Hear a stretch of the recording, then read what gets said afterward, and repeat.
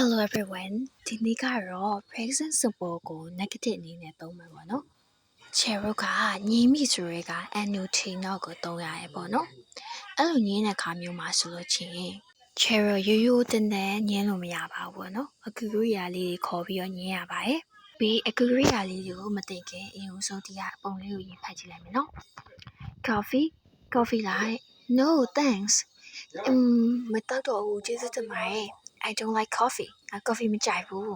။ကြည့်လိုက်မယ်။အဲ့မှာ သူ don't နဲ့ညင်းထားတယ်နော်။ဟုတ်ပြီနောက်တစ်ခုမှကြည့်လိုက် She doesn't drink coffee. ဒီမှာကျတော့ doesn't နဲ့ညင်းထားတယ်။ဘာဖြစ်လို့အဲ့လိုညင်းထားလဲဆိုတော့အောက်မှာလေ့လာမယ်နော်။ Okay နောက်တစ်ကောင်လေးကိုကြည့်လိုက်မယ်နော်။ကောင်လေးက I don't like my job. ငါလုပ်ကိုငါမကြိုက်ဘူး။ He doesn't like his job. သူကလည်းသူ့လုပ်ကိုသူမကြိုက်ဘူးလို့ပြောလိုက်တယ်။ Okay နော်။အဲ့ဒါဆိုဆက်ကြည့်အောင်။ဟုတ်ပြီ Cheryl having bad ပေါ့နော်အကူကရိယာလေးခေါ်တဲ့ခါမျိုးမှာဆိုရင်ညင်းချင်ရင် do ရဲ့ does ကိုညင်းရပါတယ်အဲ့ဆိုတော့ do ကိုဘာနဲ့တွဲမလဲ does ကိုဘာနဲ့တွဲမလဲဆိုတာကိုကြည့်လိုက်မယ်ပေါ့နော် I will you they ဆိုလို့ရှိရင် Cheryl do နဲ့တွဲတယ်အဲ့ကြောင့်မလို့ do not don't နဲ့လို့ရေးပါတယ် he she it ကကျတော့ doesn't နဲ့တွဲတယ်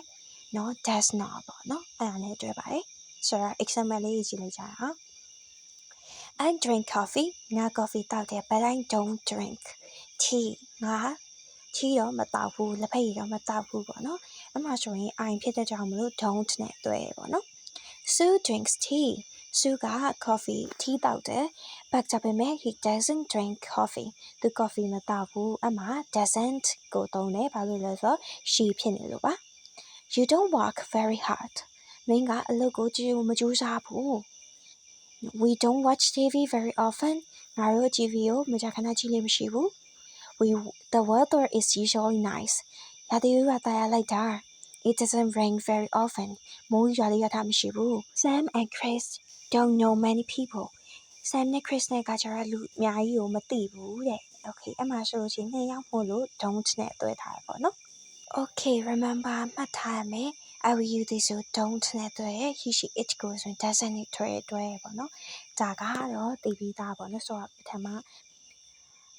ချက်မှာရပြောလိုက်ပါပြီ Okay အဲ့ဆို C ကိုတွားရအောင် We use don't ရဲ့ doesn't ကို infinitive နဲ့ပဲလိုက်မယ်နောက်မှာပေါ့နော် I like es likes တို့ don't likes တို့အဲ့လိုမျိုးလေးလို့မရအောင်ပေါ့နော် like like ပဲအဲ့လိုမျိုးပဲရေးလို့ရတာမျိုးပြောချင်တာပါ